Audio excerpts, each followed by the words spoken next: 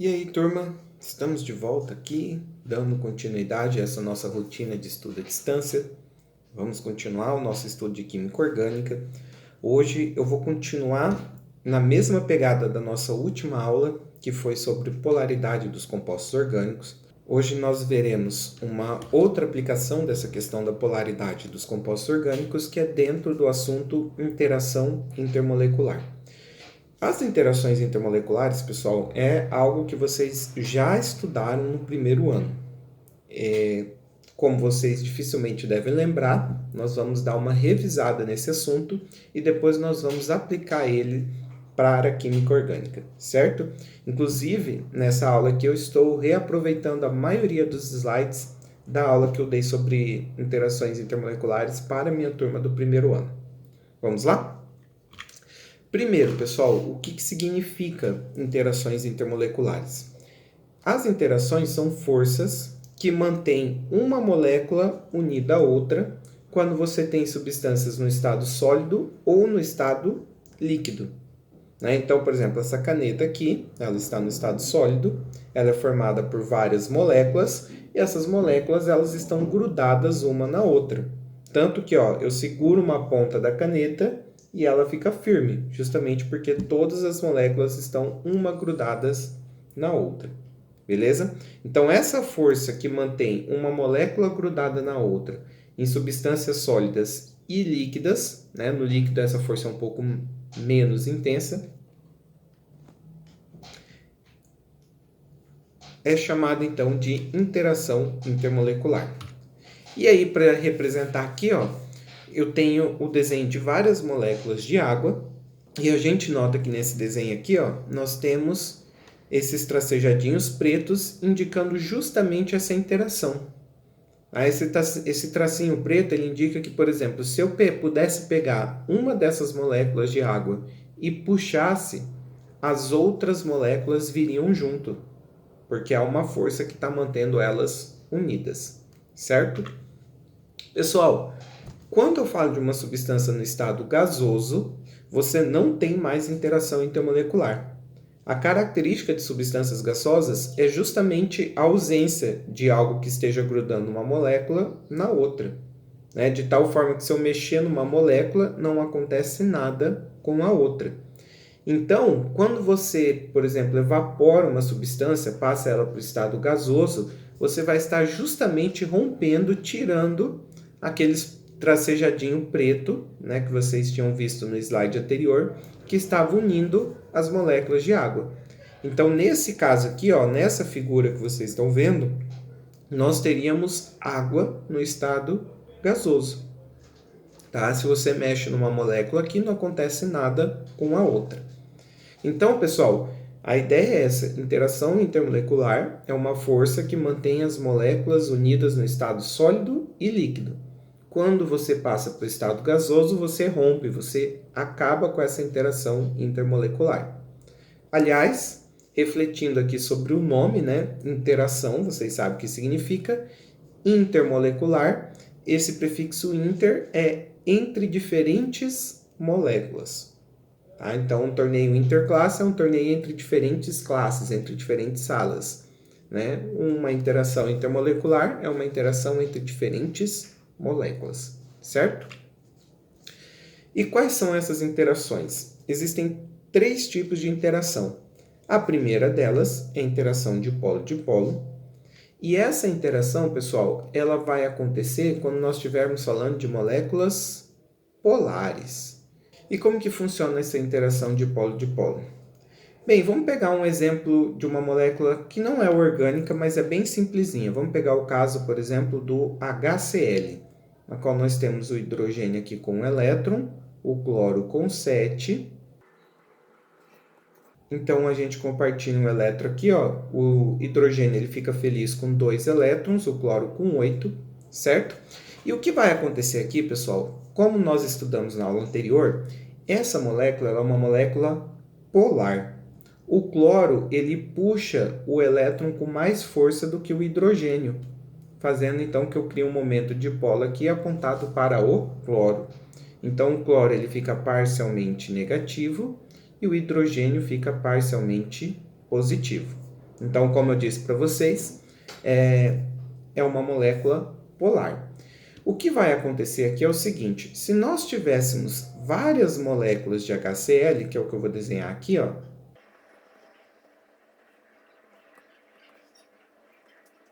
todas elas possuem seu polo positivo e seu polo negativo.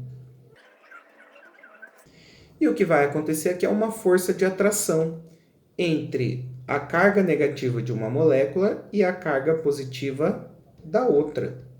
Tá? Então, o negativo de uma molécula gruda no positivo da outra, e isso vai fazer então com que as moléculas de HCl ficam grudadas uma na outra quando você está falando dela no estado sólido ou no estado líquido. Então, o que aconteceu aqui é semelhante ao que acontece quando você pega vários pedacinhos de ímã. Existe uma força de atração entre eles, então se eu pegar vários pedacinhos de ímã, a tendência deles é grudar um no outro. Isso aqui então é conhecido como a interação dipolo-dipolo. Esse nome dipolo-dipolo é porque a interação entre uma molécula com dois polos, dipolo, interagindo com outra molécula que também possui dois polos. Então, por isso tem o nome dipolo-dipolo. E na figura aqui, ó, nós temos um desenho representando o HCl e as interações feitas entre o HCl. Ó. Nota que sempre a interação do H, a bolinha branca que é positiva, grudando na bolinha verde, que é o Cl negativo. E aí você vai grudando uma molécula na outra, certo? E a ligação de hidrogênio, pessoal, que é um tipo de interação que antigamente era chamado de ponte de hidrogênio. A ligação de hidrogênio, turma, ela vai acontecer quando eu estiver falando de moléculas que sejam muito polares. E a questão é, a gente sabe identificar se uma molécula é polar ou apolar, pelo menos nós estudamos isso na última aula. Qual que é a diferença entre uma molécula polar e uma molécula muito polar? A diferença é o seguinte, pessoal. A molécula muito polar é quando eu pego um dos três elementos mais eletronegativos que existem, que é o flúor, o oxigênio ou o nitrogênio, o FON, facinho de gravar, né? E eu ligo ele com o hidrogênio, que entre os ametais é o menos eletronegativo. Tá? Então, dentre os elementos que costumam aparecer na química orgânica, o H é o menos eletronegativo. Então, quando há essa discrepância muito grande de força, que é eu pegar um dos três que sejam mais forte com um mais fraco, isso torna a ligação muito polar. Que é o que acontece, por exemplo, no caso da molécula de água. Vamos desenhar aqui umas moléculas de água.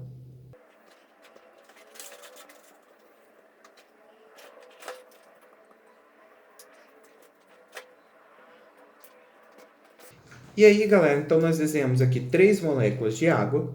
A gente já viu que no caso da molécula de água, os oxigênios ficam negativo e os hidrogênios ficam positivo, certo? E o que vai acontecer aqui é exatamente a mesma coisa que aconteceu no caso do dipolo-dipolo, que é o quê?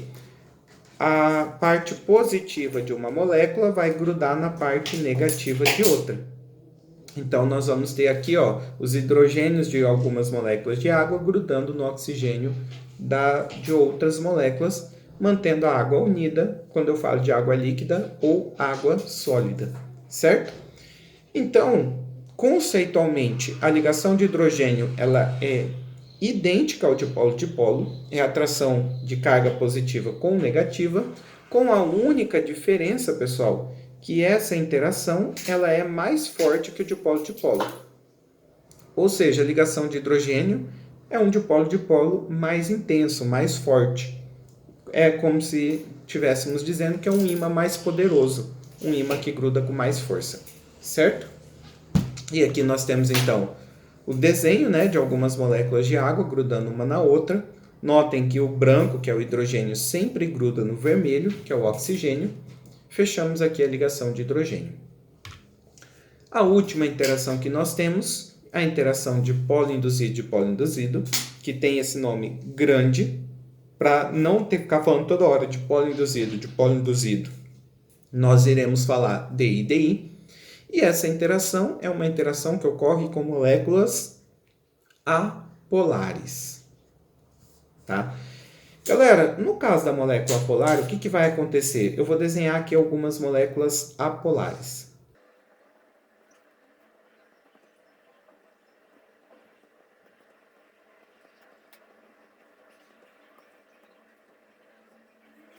Então, o que eu desenhei aqui foi a molécula de Cl2, que é um cloro ligado a outro cloro.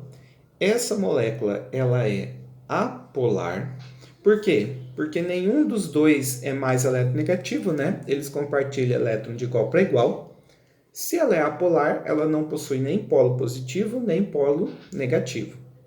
Bem, então se não tem polo, teoricamente eu não conseguiria grudar uma molécula na outra, certo? Só que esses elétrons, eles estão circulando entre os dois átomos de cloro. E no caso aqui, como ela é apolar, eles estão igualmente distribuídos entre os dois átomos. Não dá preferência a nenhum dos dois. Entretanto, pode ser que por uma fração de tempo, tá? Os dois elétrons fiquem mais próximos de um cloro. Vamos supor, pessoal, que por uma fração de segundo, os dois elétrons fiquem mais próximos do cloro do lado esquerdo. Tá? Com isso, por um pequeno tempo, esse cloro do lado esquerdo acaba adquirindo uma carga negativa e o cloro do lado direito acaba adquirindo uma carga positiva. Tá? Por conta disso, vai acontecer um negócio semelhante ao que vocês devem ter estudado em física no começo do ano, que é a tal da eletrização por indução. Como por um pequeno intervalo de tempo esse cloro ficou positivo, os elétrons das outras moléculas vão falar, opa, tem carga positiva aqui, né? E os elétrons eles querem ficar próximo de carga positiva. Então, o que vai acontecer aqui é que os elétrons dessa outra molécula, eles vão se deslocar para o lado esquerdo, justamente para tentar se aproximar da carga positiva. Se os elétrons se deslocam para o lado esquerdo, o lado direito acaba ficando positivo. E isso vai gerando um efeito em cadeia, né? Vai ocasionar a mesma coisa na molécula do lado. Vocês devem ter visto isso em física, né? No começo do ano, tá? E aí, pessoal, eu acabo criando uma força de atração, né? Entre o positivo de uma molécula e o negativo da outra. Certo? Só que o que acontece no caso dessa interação? Como esses polos eles não existiam, eles foram induzidos, essa força de atração ela é fraca, beleza? Então, eu crio uma carga induzida ali, mas é uma carga pequena e como consequência de ser uma carga pequena, eles se atraem, mas não se atraem com muita força. Logo, a interação de polo induzido é uma interação fraca, certo? Revisado os 3 tipos de interação que nós estudamos, é sempre bom saber a questão de força, né? Então, nós acabamos de ver o D e DI, a gente viu que é uma interação fraca. O dipolo, que foi a primeira que nós estudamos, digamos que é o ponto de referência, né? É mais forte que o D e DI, mas é mais fraco que a ligação de hidrogênio, que como eu comentei com vocês, tem essa característica de ser mais forte que o dipolo-dipolo. Então, é muito importante que vocês saibam a ordem de força dessas interações. Por quê, pessoal? Porque, bem, quanto mais forte for essa interação, mais difícil vai ser eu separar uma molécula da outra. Lembrando, quando eu estou separando uma molécula da outra, eu estou passando ela para o estado gasoso, certo? E, bem, se é difícil de eu separar uma molécula da outra, eu vou ter que aquecer mais. E aí, como consequência, eu vou precisar de maiores temperaturas. Ou seja, pessoal, quanto mais forte for a interação, maior vai ser o ponto de ebulição da minha molécula, da minha substância. Certo? Vamos dar uma olhada nisso? Agora, vamos aplicar isso para a química orgânica. Eu peguei aqui 3 moléculas orgânicas de massa atômica bem parecida, né? Eu peguei o etano, que é um hidrocarboneto, eu peguei o metanal, que é um aldeído, e o metanol, que é um álcool. E, pessoal, eu peguei essas 3 moléculas porque elas têm massa parecida. Olha só, eu coloquei as massas aqui do lado de cada átomo, né? Por exemplo, o etano, nós temos 2 carbonos, cada um pesa 12. 12 mais 12, 24. Soma com 6 hidrogênios, que cada um pesa 1. Então, o etano pesa 30, né? O metanal é um carbono que pesa 12, mais um oxigênio que pesa 16, vai dar 28, mais 2 hidrogênios, cada um pesa 1, 30 também. E o metanol, o carbono 12 mais o oxigênio 16 dá 28, com 4 hidrogênios dá 32. Ou seja, o metanol é um pouquinho mais pesado, né, do que as outras duas moléculas, mas é uma diferença pequena, tá? Por que eu fiz isso, galera? Comparando essas três moléculas, que são de massas muito próximas, muito parecidas, eu consigo ter uma ideia, eu consigo fazer uma previsão de quem que vai ter o maior ponto de ebulição e quem que vai ter o menor ponto de ebulição. Por exemplo, no caso do etano, galera, o etano ele é um hidrocarboneto. Nós estudamos que hidrocarbonetos são moléculas apolares. E, turma, se ela é apolar, eu não preciso nem pensar muito qual é a interação que é feita. Nós sabemos que toda molécula apolar faz a interação DI-DI, correto? O metanal, como ele tem aqui a nossa função aldeído, nós vimos que é uma molécula polar. Quando a molécula for polar, isso vai dar um pouquinho mais de trabalho. É dipolo ou é ligação de hidrogênio? Bem, se nós olharmos aqui, nós temos H, nós temos O, mas esse H ele não está ligado a O. Nessa estrutura aqui, nós não temos H ligado a F, nós não temos H ligado a N, nem H ligado a O. Então, pessoal, isso aqui não é uma ligação de hidrogênio, isso aqui é um dipolo-dipolo. E para fechar, no caso do metanol, bem, no caso do metanol, nós temos aqui, ó, oxigênio ligado a hidrogênio, né? Então, se eu tenho H ligado ao FON, né, que inclui o oxigênio, nós vamos ter uma molécula polar. Lembra, tem a função é polar, só que nesse caso é uma ligação de hidrogênio. Feito isso, pessoal, a gente sabe então que o metanol ele tem a interação mais forte entre essas três moléculas. Depois nós temos o metanal e o etano tem a interação mais fraca entre as três moléculas. Se eu for estudar o ponto de ebulição, eu espero então que aquele que tem a interação mais forte vai ter o maior ponto de ebulição e aquele que tem a interação mais fraca vai ter o menor ponto de ebulição. Eu não preciso saber os valores, mas eu peguei aqui os valores no Google para a gente avaliar. E olha só, o ponto de ebulição do etano é menos 89 graus Celsius. É uma temperatura extremamente baixa, né? Então, qualquer temperatura acima de menos 89 graus Celsius, essa substância já passou para o estado gasoso. O ponto de ebulição do metanal é menos 19. Também é uma temperatura bastante baixa, mas é maior já do que o etano. Esperado, não é? Afinal, a interação dipolo-dipolo ela é uma interação mais forte que o DI-DI, correto? E o ponto de ebulição do metanol é 64,7 graus Celsius, ó, positivo. Nota então que o metanol ele tem um ponto de ebulição muito maior do que as outras moléculas. E é isso, pessoal. Sabendo as interações intermoleculares, eu posso fazer uma previsão, né? Ou pelo menos eu posso fazer uma comparação entre qual molécula vai ter o maior e qual molécula vai ter o menor ponto de ebulição, correto?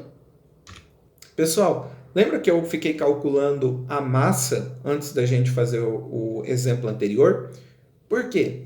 Porque as interações intermoleculares elas vão ficando mais intensas, elas vão ficando mais fortes quanto maior for a massa molecular. Ou seja, se a molécula ela vai aumentando de tamanho, ela vai ficando mais pesada, essas interações elas vão ficando cada vez mais intensas. Olha só como que a gente vai entender isso aqui. Nessa tabela, eu estou pegando vários hidrocarbonetos. Podem notar, todas essas moléculas são hidrocarbonetos e a gente sabe então que todas essas moléculas são apolares, né, característico de hidrocarboneto, e justamente por serem todas apolares, todas fazem dipolo induzido, certo? E bem, o que nós observamos aqui, ó? Nós observamos, pessoal, que o ponto de ebulição da molécula ele vai ficando maior conforme ela vai aumentando de tamanho, consequentemente conforme ela vai aumentando de massa. Então, o hexano ele tem um ponto de ebulição maior que o pentano, que tem um ponto de ebulição maior que o butano, e assim por diante. Então, se você estiver fazendo um exercício que, por exemplo, você estuda as interações da molécula e você chega na questão que as moléculas estão fazendo o mesmo tipo de interação, como que você vai desempatar? Você vai desempatar pela massa, pelo tamanho da molécula.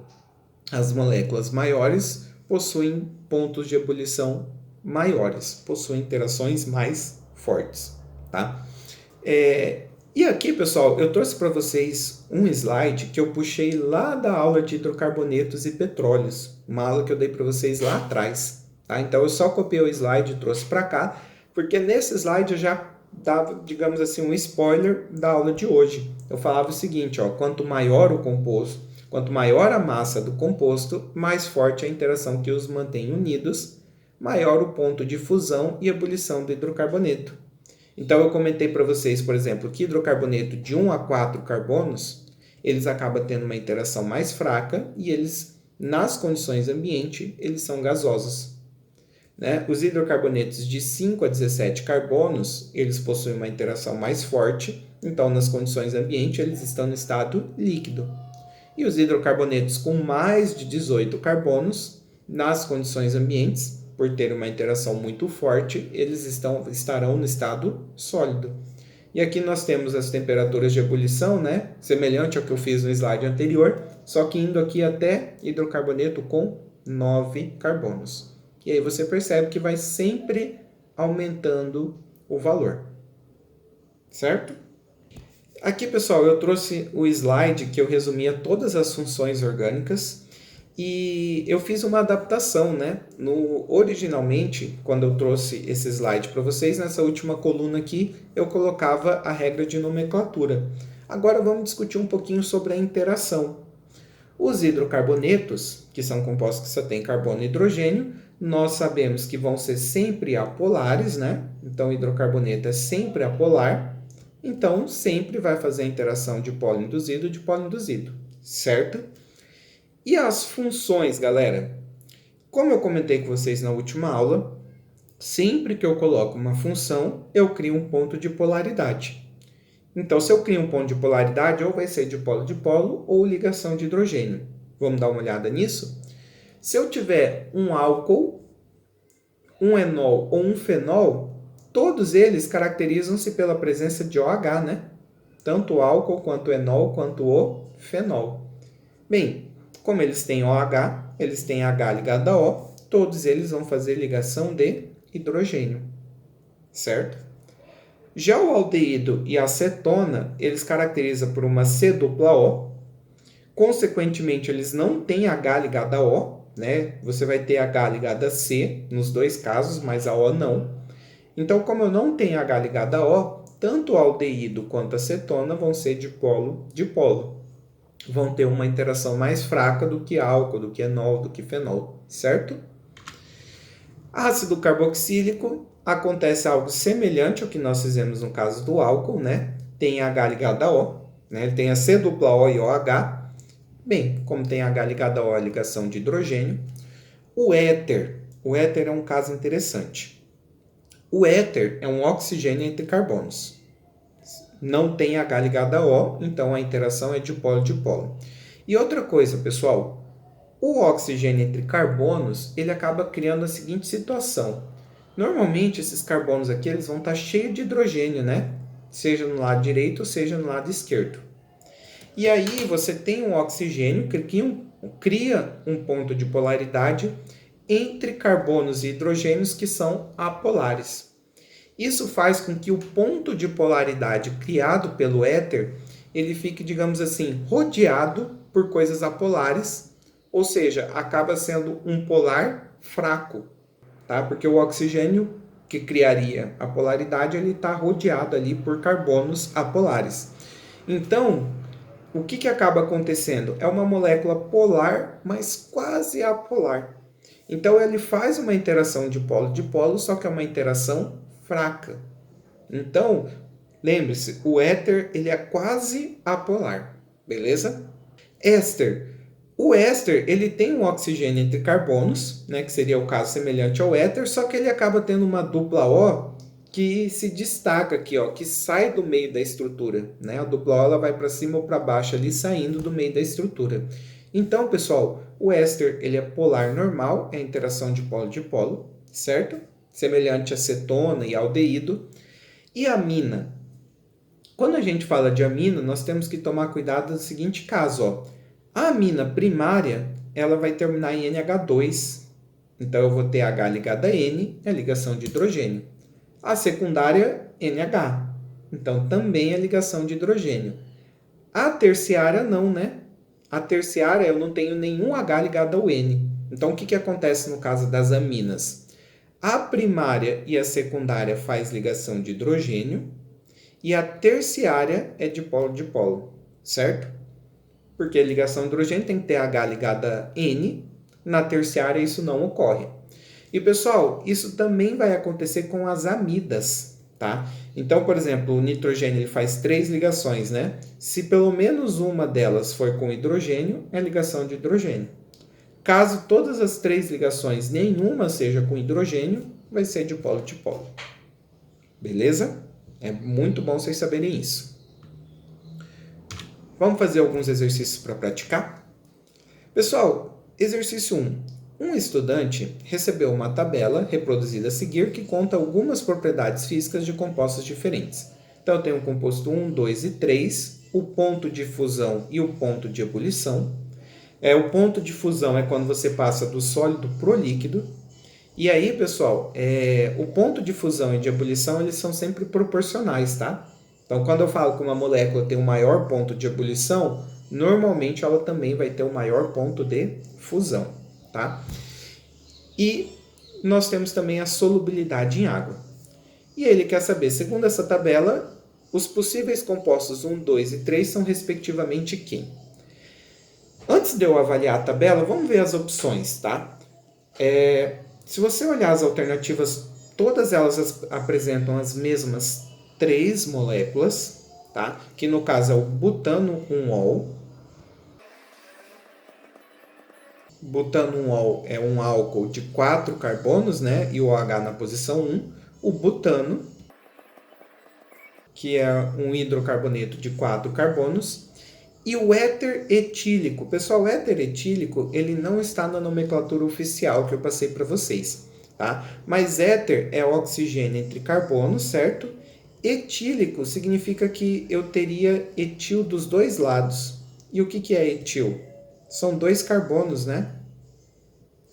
Tá? Então, esse aqui é o éter etílico, oficialmente é toxetano. Essa nomenclatura aqui ela não é oficial, beleza? É uma nomenclatura usual, é como se fosse o apelido da molécula, tá? Então, essas são as 3 moléculas. Agora, vamos identificar quem que é o 1, quem que é o 2 e quem que é o 3. Pessoal, primeiro, o butano 1-ol. Bem, o butano 1-ol, ele é um álcool, ele é polar, e como ele tem O ligado a H, ele faz ligação de hidrogênio, correto? Já o butano, ele é um hidrocarboneto, hidrocarbonetos são apolares, e sendo apolar, faz interação de polo induzido, beleza? E para fechar aqui nós temos um éter, né? O éter ele é polar, é pouquinho, mas é polar, e não tem H ligado a O, né? Então ele é simplesmente dipolo. Beleza? Olha só, eu tenho uma interação de cada, né? Uma ligação de hidrogênio, um DI e um dipolo. Bem, então, consequentemente, eu sei que o butano 1-ol, por ser ligação de hidrogênio, ele vai ter o maior ponto de fusão e ebulição, tá? Bem, se ele vai ter o maior ponto de fusão e ebulição, das 3 opções aqui, quem tem o maior valor é a opção 2, né? Então, nós matamos que o 2 é o butano 1-ol. E eu posso confirmar aqui, ó, que ele é solúvel em água. Por quê? Porque ele é polar, né? E justamente por ser polar, ele é solúvel em água. O butano, pessoal, ele é apolar, é DI/DI, é a interação mais fraca entre todos esses elementos, entre todos esses compostos, né? Então vai ter o menor ponto de ebulição e o menor ponto de fusão, que é a molécula 1. Tá? Então a molécula 1 é o butano. E olha só, ele é insolúvel em água. Se a água é polar, o butano é apolar, eles não vão se misturar, correto? Sobrou então para o 3 ser o éter etílico, né? Que possui o quê?